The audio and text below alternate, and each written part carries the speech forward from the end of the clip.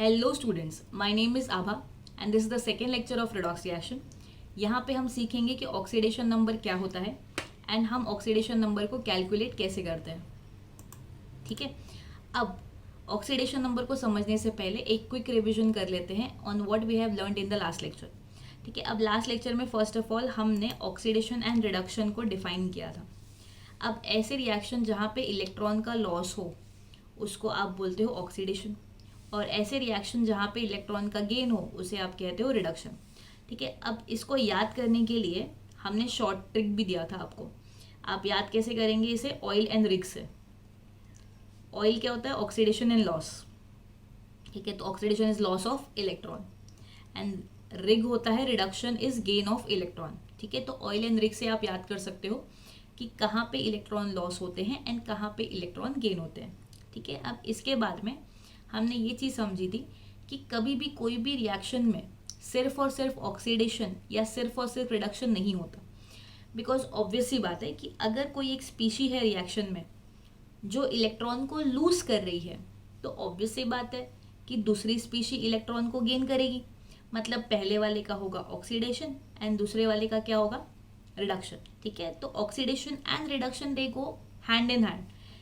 कभी भी रिएक्शन में सिर्फ और सिर्फ ऑक्सीडेशन या सिर्फ और सिर्फ रिडक्शन नहीं होता, दोनों हमेशा साथ में होते हैं। और ऐसे रिएक्शन जहाँ पे रिडक्शन एंड ऑक्सीडेशन साथ में हो, आप उन्हें कहोगे इट्स अ रेडॉक्स रिएक्शन। ठीक है, इसके बाद पे हमने समझा था कि oxidising agent and reducing agent क्या है। तो ऐसा सब्सटेंस जो खुद हो जाए रिड्यूस, मतलब जिसका खुद का रिडक्शन हो जाए। रिडक्शन कैसे होगा? जब वो इलेक्ट्रॉन को गेन करेगा एंड सामने वाला सब्सटेंस ऑक्सीडाइज हो जाए, तो उस सब्सटेंस को आप बोलोगे इट्स एन ऑक्सीडाइजिंग एजेंट। ठीक है, एंड ऐसा कोई सब्सटेंस जिसका खुद का हो ऑक्सीडेशन, मतलब वो इलेक्ट्रॉन को लूज करे एंड सामने वाला स्पीशी इलेक्ट्रॉन को गेन करके रिड्यूस हो जाए, तो उस सब्सटेंस को आप बोलोगे रिड्यूसिंग एजेंट। मतलब सिंपली आपको चेक करना है किसका रिडक्शन हो रहा है एंड किसका ऑक्सीडेशन हो रहा है। जिसका खुद का रिडक्शन हो रहा है आप बोलोगे it is an oxidising agent. ठीक है, एंड जिसका खुद का ऑक्सीडेशन हो रहा है आप बोलोगे इट्स अ रिड्यूसिंग एजेंट। ठीक है, अब हमने सीखा था कि आप ऑक्सीडेशन एंड रिडक्शन को पहचानते कैसे हो। ठीक है, तो आप ऑक्सीडेशन एंड रिडक्शन को पहचानते हो by looking at the charge. अगर आपको चार्ज में इंक्रीज दिख रहा है तो आप बोलते हो ऑक्सीडेशन हो रहा है, और अगर आपको चार्ज में डिक्रीज दिख रहा है तो आप बोलते हो वहां पे रिडक्शन हो रहा है। ठीक है, एक एग्जांपल देख लेते हैं कि what happens when zinc rod is dipped in copper sulphate solution. अब आपको पता है कॉपर सल्फेट का सोल्यूशन ब्लू होता है, उसे ब्लू विट्रियोल कहा जाता है। एंड कॉपर से ज़्यादा रिएक्टिविटी जिंक की होती है, आपने पढ़ा है रिएक्टिविटी सीरीज स्कूल सेक्शन में। तो जिंक क्या करेगा? कॉपर को डिस्प्लेस करेगा। ठीक है, तो ये बनाएगा जिंक सल्फेट एंड कॉपर को फ्री कर देगा। तो आप इक्वेशन कैसे लिखोगे? आप लिखोगे Zn plus CuSO4 gives you ZnSO4 plus Cu। ठीक है, अब यहाँ पे हम चेक करते हैं कि ये रिएक्शन जो है, ठीक है, ये रेडॉक्स है या नहीं है। ठीक है, और रेडॉक्स है या नहीं इसको कंफर्म कैसे करेंगे? चार्जेस देख के। जिंक के ऊपर चार्ज 0 आएगा बिकॉज वो अकेला है, वो किसी भी एटम के साथ बॉन्डेड नहीं है, तो फ्री स्टेट में है तो हमेशा 0 आता है चार्ज। ठीक है, अब कॉपर सल्फेट में आपको पता है सल्फेट के ऊपर हम -2 का चार्ज लिखते हैं, SO4 2 माइनस। ठीक है, तो अगर सल्फेट -2 है तो कॉपर +2 होगा बिकॉज पूरा मॉलिक्यूल जो है वो न्यूट्रल है। ठीक है, सिमिलरली जिंक सल्फेट में भी यही लॉजिक लगाएंगे। सल्फेट इज -2 तो जिंक हो जाएगा +2 एंड कॉपर फ्री स्टेट में, मतलब इसने किसी के साथ बॉन्ड नहीं बनाई है, तो कॉपर को चार्ज आ जाएगा 0। ठीक है, अब जिंक जो है वो 0 से +2 के चार्ज में जा रहा है, मतलब यहाँ पे चार्ज में इंक्रीज आपको दिख रहा है। एंड अगर आपको चार्ज में इंक्रीज दिखे तो आप बोलोगे यहाँ पे ऑक्सीडेशन हो रहा है।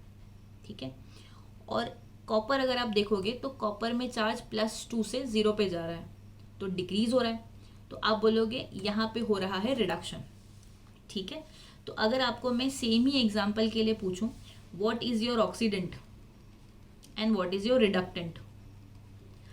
ठीक है, अब ऑक्सीडेंट क्या होता है? ऑक्सीडेंट मतलब ऑक्सीडाइजिंग एजेंट एंड रिडक्टेंट मतलब रिड्यूसिंग एजेंट। ठीक है, अब ऑक्सीडेंट क्या होता है? जिसका खुद का क्या हो? रिडक्शन। रिडक्शन किसका हो रहा है यहाँ पे, CuSO4 का, ठीक है। तो आप बोलोगे that is an oxidising agent, तो CuSO4 is an oxidising agent, या तो आप Cu2+ भी बोल सकते हो, ठीक है। रिडक्टेंट क्या होगा, जिसका खुद का ऑक्सीडेशन हो रहा हो, तो यहाँ पे जिंक का हो रहा है ऑक्सीडेशन, तो आप बोलोगे it is a reducing agent, ठीक है। अब यहाँ पे हमने चार्जेस के हेल्प से पता लगा लिया कि किसका हो रहा है ऑक्सीडेशन एंड किसका हो रहा है रिडक्शन, ठीक है। तो ये जो चार्ज के बारे में हम डिस्कशन कर रहे हैं, ठीक है, this charge is nothing but it is called as oxidation number, ठीक है। तो इसकी डेफिनेशन देख लेते हैं कि डेफिनेशन क्या है ऑक्सीडेशन नंबर का। तो definition is that it is a real और imaginary charges in an atom whether it is in free state और इन अ कंबाइंड स्टेट। मतलब फ्री मतलब जैसे वो अकेला हो, जैसे कि जिंक हो गया, कॉपर हो गया राइट हैंड साइड पे, ये फ्री स्टेट में। तो फ्री स्टेट में या कंबाइंड स्टेट में, बॉन्डेड स्टेट में जो भी चार्ज आता है एटम के ऊपर, आप उसको बोलते हो that is an oxidation number, ठीक है। अब ये रियल एंड इमेजिनरी का किस्सा क्या है उसको समझते हैं थोड़ा सा, ठीक है। अब रियल चार्जेस कब आते हैं, जब एक्चुअली में इलेक्ट्रॉन ट्रांसफर होता है। मतलब मान लो अगर NaCl का डिस्कशन करें तो आपको पता है Na जो है वो मेटल है, Cl नॉन मेटल है। Na एक इलेक्ट्रॉन Cl को देता है, तो आप लिखते हो Na+Cl-। तो अगर मैं आपको चार्ज पूछूं यहाँ पे Na का कितना है, तो आप बोलोगे +1 है और Cl का -1 है। अब ये जो है ये रियल चार्जेस है, मतलब यहाँ पे हमने कुछ अज्यूम नहीं करा है, यहाँ पे एक्चुअल चार्जेस हैं बिकॉज इलेक्ट्रॉन का ट्रांसफर हुआ है, ठीक है। तो ऐसे केस में आप बोलते हो it is a real charge. But अगर मैं आपको HCl का एग्जाम्पल दूं, तो आपको पता है H और Cl के बीच में कोवेलेंट बॉन्ड है, ठीक है। Cl जो है वो थोड़ा ज़्यादा इलेक्ट्रोनेगेटिव है हाइड्रोजन से, तो वो इलेक्ट्रॉन को अपनी तरफ खींचेगा, तो उस पर पार्शियल नेगेटिव चार्ज आ जाएगा, हाइड्रोजन पे पार्शियल पॉजिटिव चार्ज आ जाएगा। तो यहाँ पे इलेक्ट्रॉन पूरी तरीके से ट्रांसफर नहीं हुए हैं, यहाँ पे सिर्फ इलेक्ट्रॉन ज़्यादा क्लोरीन के तरफ है। बट फिर भी अगर चार्ज इम्पार्ट करने की बात आती है तो यहाँ पे हम H को +1 बोल देते हैं, Cl को -1 बोल देते हैं। मतलब यहाँ पे चार्जेस एक्चुअल में नहीं थे, हमने अज्यूम करके चार्ज दे दिया। तो इस केस में आप बोलोगे it is a imaginary charge, ठीक है। तो रियल चार्जेस कब आते हैं, जब आप आयोनिक बॉन्ड की बात कर रहे हो, एंड इमेजिनरी चार्जेस कब आते हैं, जब आप कोवेलेंट बॉन्ड की बात कर रहे हो, ठीक है। तो ये रियल या imaginary charge on an atom whether it is in free state और इन द कंबाइंड स्टेट, इसी को ही आप कहते हो इट्स एन ऑक्सीडेशन नंबर, ठीक है। अब ऑक्सीडेशन नंबर क्या है ये हमने समझ लिया। अब हम देखेंगे कि what are the rules to calculate the oxidation number, ठीक है। तो कुछ सेट ऑफ रूल्स है जिसको आपको याद करना पड़ेगा, ठीक है। तो पहला रूल है कि oxidation number of any atom in the free state is 0। अभी हमने बात किया था पिछले वाले एग्जाम्पल में, Zn, Cu या कोई भी मेटल Na, Ag, Au कुछ भी दे दिया गया अगर आपको, तो आपको पता है ये फ्री स्टेट में अकेला जब तक है तो इसके ऊपर कोई चार्ज नहीं है, चार्ज क्या होता है 0, ठीक है। या फॉर दैट मैटर अगर O2 दे दिया जाए, H2, N2, Cl2 कुछ भी, तो आपको पता है यहाँ पे एटम जो है वो किसी और एलिमेंट के एटम से बॉन्डेड नहीं है, ठीक है, वो अपने ही एलिमेंट के एटम के साथ बॉन्डेड है, ठीक है। तो यहाँ पे भी इनको आप बोलते हो these are in elemental state, ठीक है। तो यहाँ पे भी चार्ज 0 है। सिमिलरली O3 ओजोन भी हो जाए, P4 फॉस्फोरस, या S8 भी अगर आपको बोल दिया जाए तो आप बोलोगे इन सब में चार्ज 0 ही होगा because all the atom are in the elemental state, ठीक है। सेकेंड रूल क्या बोलता है कि फ्लोरीन का जो चार्ज है वो कोई भी कंपाउंड में हमेशा सिर्फ और सिर्फ -1 ही रहेगा, ठीक है। क्यों, बिकॉज फ्लोरीन जो है वो सबसे ज़्यादा इलेक्ट्रोनेगेटिव एलिमेंट है।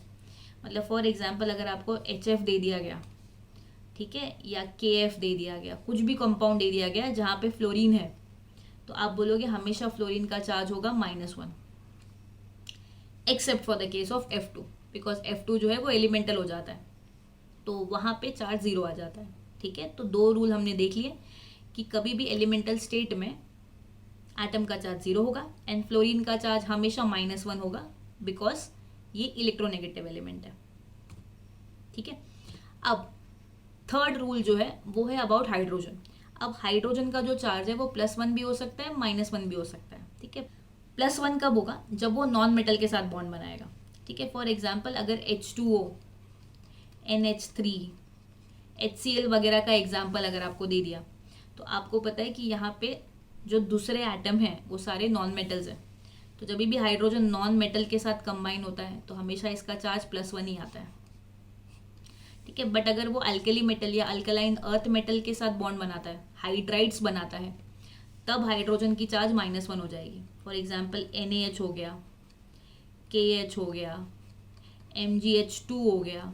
ठीक है, तो ये मेटल हाइड्राइड्स है, बिकॉज मेटल जो है वो पॉजिटिव होंगे, तो ऑब्वियसली हाइड्रोजन नॉन मेटल है तो क्या हो जाएगा? वो माइनस हो जाएगा, नेगेटिव हो जाएगा। तो एक्टिव मेटल के साथ हाइड्रोजन -1 हो जाता है। ठीक है, next, oxidation number of alkali metal is +1। ठीक है, एल्कली मेटल कौन से हैं? आपको पता है, लिथियम है, ग्रुप 1 वाले सारे, पोटेशियम है, ठीक है, सोडियम है, रुबीडियम है, सीजियम है, फ्रांशियम है। इन सब का हमेशा क्या होगा? +1 ही होगा, क्योंकि उनके वैलेंस शेल में एक ही इलेक्ट्रॉन होता है, तो उनकी टेंडेंसी होती है वो एक इलेक्ट्रॉन देके स्टेबल होना चाहते हैं। ठीक है, similarly alkaline earth metal group 2 के जो हैं उनका सबका +2 चार्ज आता है। ठीक है, कौन से group 2? Beryllium Be, magnesium, calcium, strontium, barium, radium, ये सब के ऊपर चार्ज होगा +2 का। ठीक है, तो 5 रूल हमने देख लिए। ठीक है, 6th rule is very important, it is about oxygen. ठीक है, अब ऑक्सीजन का अगर आप बात कर रहे हो, तो अगर ऑक्सीजन आप ऑक्साइड्स में कंसिडर कर रहे हो, ऑक्साइड्स क्या होंगे? फॉर एग्जाम्पल सोडियम का oxide Na2O, calcium oxide CaO, magnesium oxide MgO, aluminium oxide Al2O3। ठीक है, कोई भी ऑक्साइड हो। ठीक है, तो ऑक्साइड में हमेशा ऑक्सीजन की चार्ज जो है वो -2 ही आएगी। ठीक है, बट अगर आपने पेरोक्साइड को कंसिडरेशन में लिया है तो पेरोक्साइड्स में हमेशा ऑक्सीजन की ऑक्सीडेशन नंबर -1 हो जाएगी। पेरोक्साइड्स क्या होते हैं कि अगर मान लो O और O के बीच में सिंगल बॉन्ड है, ठीक है, तो इस तरीके के स्ट्रक्चर को पेरोक्साइड्स बोला जाता है। तो यहाँ पे ऑक्सीजन की जो ऑक्सीडेशन नंबर है दैट विल बी -1। ठीक है, सुपर ऑक्साइड में -½ हो जाता है। फॉर एग्जाम्पल KO2 ले लो, सुपर ऑक्साइड है। ठीक है, तो यहाँ पे हो जाएगा चार्ज ऑक्सीजन का -½ कैसे होगा देखिए। अब आपको पता है पोटेशियम हमने देखा था ये अल्कली मेटल है, तो इसके ऊपर +1 का चार्ज आएगा। तो अगर पोटेशियम का +1 है तो दोनों ऑक्सीजन का -1 हो जाएगा। 2 ऑक्सीजन का -1 है तो एक का कितना होगा? -½ ठीक है, तो सुपर ऑक्साइड में इट इज -½ ठीक है, पॉजिटिव भी आ सकता है। ठीक है, ये सुन के थोड़ी हैरानी होगी हमें कि ऑक्सीजन का ऑक्सीडेशन नंबर पॉजिटिव कैसे आ गया, बट पॉजिटिव आता है कब? जब ये फ्लोरीन के साथ बॉन्ड बनाएगा। ठीक है, मान लो अगर O2F2 या OF2 ये कंपाउंड्स आपको दिए गए हैं, आपको पता है कि फ्लोरीन सबसे ज़्यादा इलेक्ट्रोनेगेटिव है, ऑक्सीजन सेकेंड मोस्ट इलेक्ट्रोनेगेटिव है, तो इस केस में फ्लोरीन को नेगेटिव चला जाएगा, ऑक्सीजन को पॉजिटिव आ जाएगा। तो 2 फ्लोरीन है तो -2 है। ठीक है, तो एक ऑक्सीजन का कितना हो गया? +2। ठीक है, अगेन यहाँ पे 2 फ्लोरीन है तो दोनों का -2 हो गया, दोनों ऑक्सीजन का +2 हो गया। अगर दोनों का +2 है तो एक का कितना होगा? +1। ठीक है, तो ऑक्सीजन का चार्ज +1 या +2 भी आ सकता है अगर उसने फ्लोरीन के साथ बॉन्ड बनाए होंगे तो what are the range of oxidation states shown by oxygen? It is -2 in oxides, -1 in peroxide, -½ in super oxide, 0 O2 and O3 के केस में, +1 and +2 when it is bonded with fluorine. So these are the oxidation states which are shown by oxygen. ठीक है, इसको जरा आप ध्यान रखेंगे। ठीक है, 7th रूल जो है, 7th रूल हमको ये बोलता है कि sum of oxidation number of all the atom in a given molecule is always equal to the net charge. मतलब कोई भी अगर न्यूट्रल मॉलिक्यूल दे दिया है, फॉर एग्जाम्पल KMnO4 दे दिया, CO2 दे दिया, HNO3 दे दिया, कुछ भी दे दिया, तो ये सारे न्यूट्रल मॉलिक्यूल्स हैं, इनके ऊपर आपको चार्ज नहीं दिख रहा। ठीक है, तो सिंस दे आर न्यूट्रल तो आप इनको बोलोगे इनका नेट चार्ज इज 0। बट अगर आपको आयन दी जाएगी तो आप उसके ऊपर चार्ज देख लोगे कि चार्ज क्या दिया गया है। For example ammonium ion NH4 plus, अब यहाँ पे आप देख रहे हो यहाँ पे +1 का चार्ज आ रहा है, तो नेट चार्ज इज +1, ठीक है। डाइक्रोमेट आयन दे दिया Cr2O7 2 माइनस, तो यहाँ पे भी नेट चार्ज आपको क्या दिख रहा है, -2, ठीक है। अगेन सल्फेट दे दिया SO4 2 माइनस, तो यहाँ पे भी net charge is equal to -2, ठीक है। तो आप देख लेंगे कि आपको न्यूट्रल मॉलिक्यूल दिया है या आयन दिया है। अगर न्यूट्रल मॉलिक्यूल है तो नेट चार्ज 0 है, अगर आयन दिया है तो जो भी चार्ज होगा ऊपर, जो भी पॉजिटिव नेगेटिव होगा, आप वो चार्ज दे देंगे, ठीक है। Next, how to assign the oxidation number in covalent bonds, ठीक है। अब ये इंपॉर्टेंट है, इसको जरा ध्यान से सुनेंगे, ठीक है। अब कोवेलेंट बॉन्ड कितने टाइप के होते हैं, 3, सिंगल, डबल या ट्रिपल, ठीक है। मान लो A एंड B के बीच में सिंगल बॉन्ड बना है, सिंगल कोवेलेंट बॉन्ड, ठीक है। और आपको मैंने यहाँ पे कंडीशन दिया हुआ है कि electronegativity of B is greater than A, ठीक है। तो जो भी इलेक्ट्रॉन है वो B के तरफ ज़्यादा होंगे, HCl वाला केस सोचो ज़रा, ठीक है। तो Cl के तरफ ज़्यादा था ना इलेक्ट्रॉन, तो Cl को हमने -1 का चार्ज दिया था, H को +1 दिया था। वैसे यहाँ पे B को -1 दे देंगे, हाइड्रोजन को +1 दे देंगे, ठीक है। A एंड B के बीच में अगर डबल बॉन्ड होगा, ठीक है, तो आपको पता है कि B ज़्यादा नेगेटिव है, कंडीशन सेम ही है, ठीक है, बट बॉन्ड 2 हो गए। तो एक बॉन्ड था तो B को -1 दिया था, अब 2 बॉन्ड है तो B को क्या दे देंगे, -2, एंड A को दे देंगे +2 का चार्ज, ठीक है।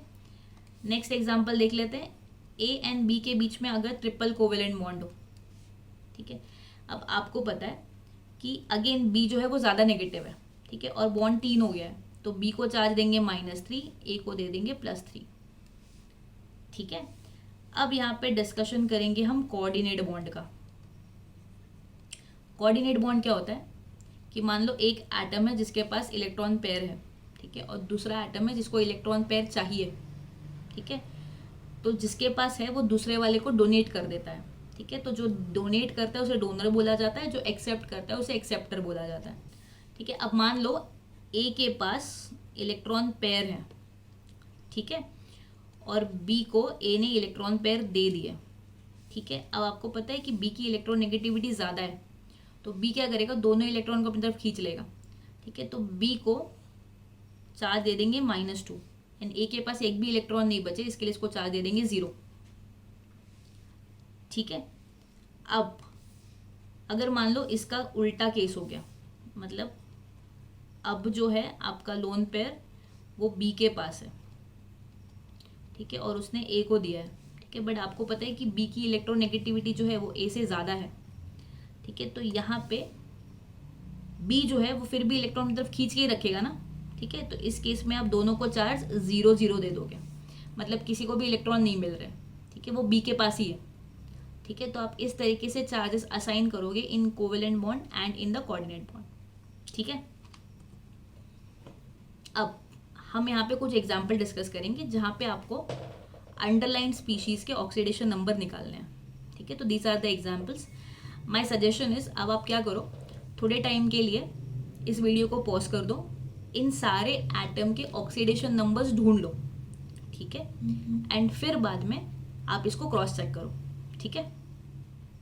तो चलिए हम सबके ऑक्सीडेशन नंबर्स ढूंढते हैं, ठीक है। अब यहाँ पे जिसका ऑक्सीडेशन नंबर आपको ढूंढना होगा आप उसको x मान लोगे, ठीक है, और बाकी सारे एटम्स के oxidation number as per rules substitute कर दोगे।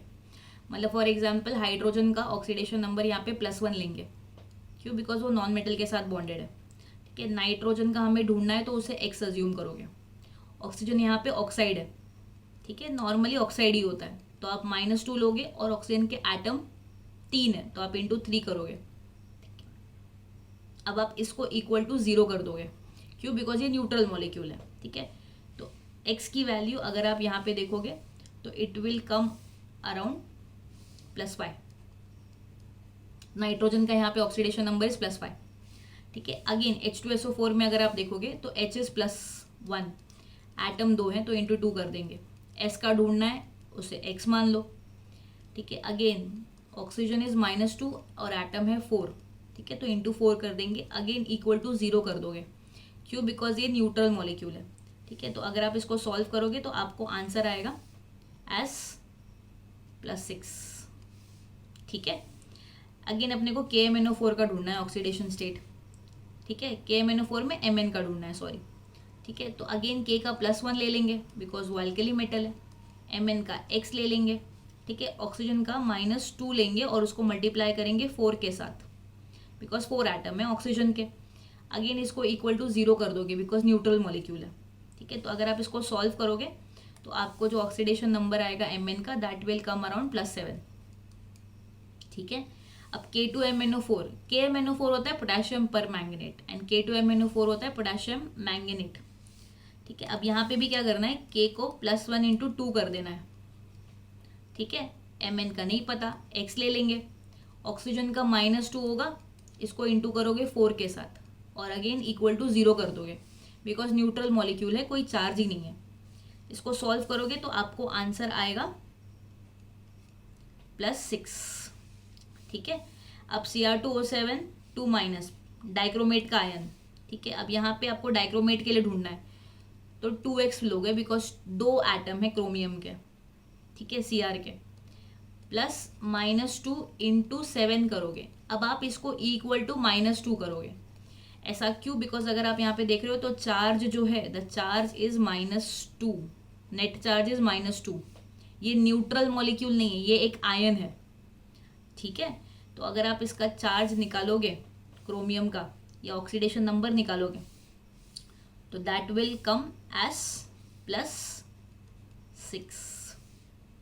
ठीक है, next Na2B4O7 that is borax. ठीक है, यहाँ पे बी का ढूंढना है अपने को, बोरॉन का।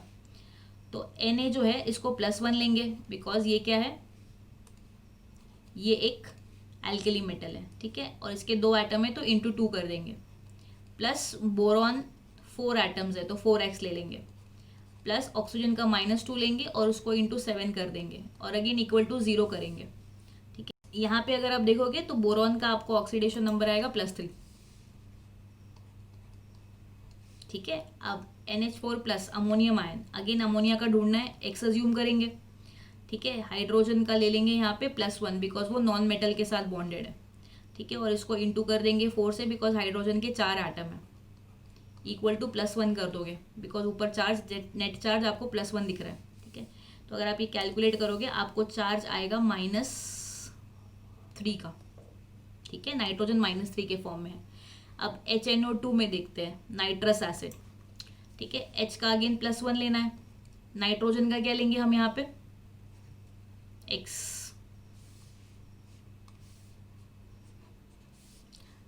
ठीक है, इसको X मान लेंगे और हाइड्रोजन का अगेन -2 लेंगे और इसको × 2 कर देंगे बिकॉज 2 एटम है और इक्वल टू 0 करेंगे बिकॉज ये न्यूट्रल मॉलिक्यूल है।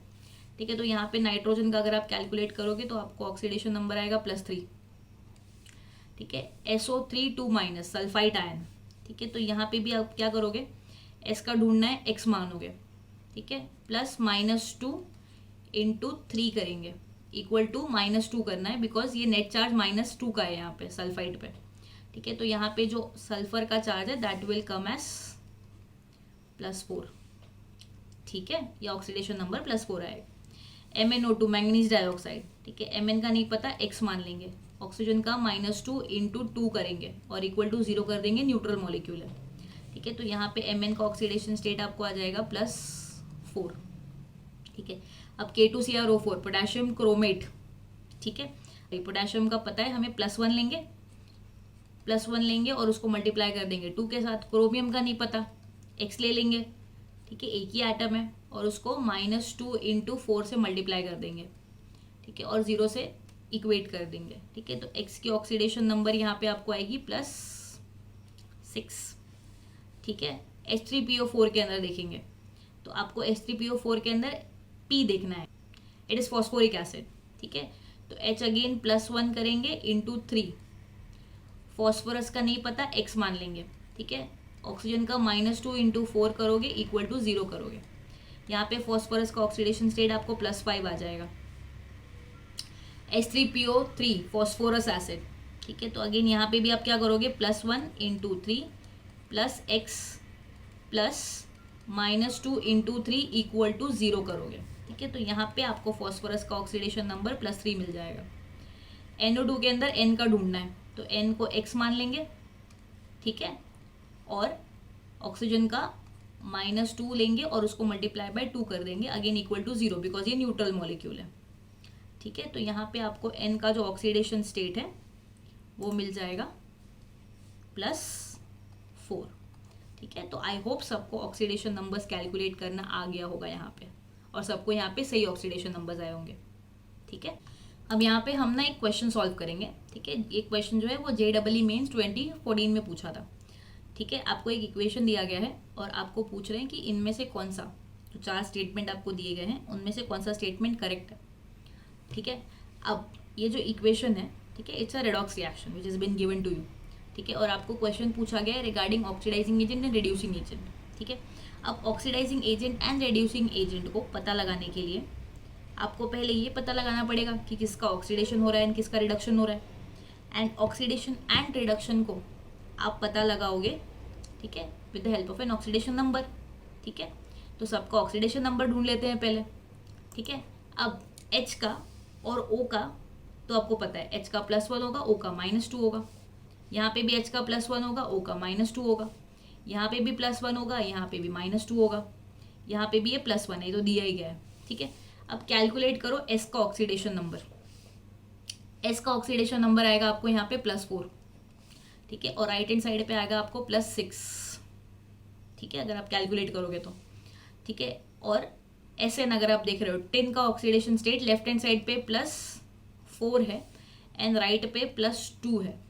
ठीक है, तो अगर आप यहाँ पे देख रहे हो तो S का ऑक्सीडेशन स्टेट जो है वो +4 से +6 पे गया है, मतलब इंक्रीज हो रहा है। तो आप बोलोगे that it is undergoing oxidation.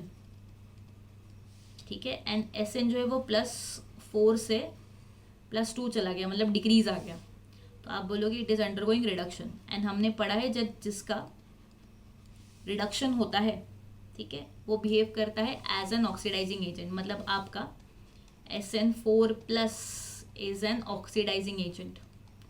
ठीक है, एंड H2SO3 का हो रहा है oxidation, so it is a reducing agent. ठीक है, तो अगर आप चारों स्टेटमेंट पढ़ोगे तो करेक्ट वाला स्टेटमेंट कौन सा है? It is the third one, that H2SO3 is a reducing agent because it undergoes oxidation. ठीक है, तो इस टाइप के क्वेश्चंस आपको पूछे जाते हैं। ठीक है, तो आपको oxidation number and oxidation reduction calculate करना एंड पता लगाना आना चाहिए। ठीक है।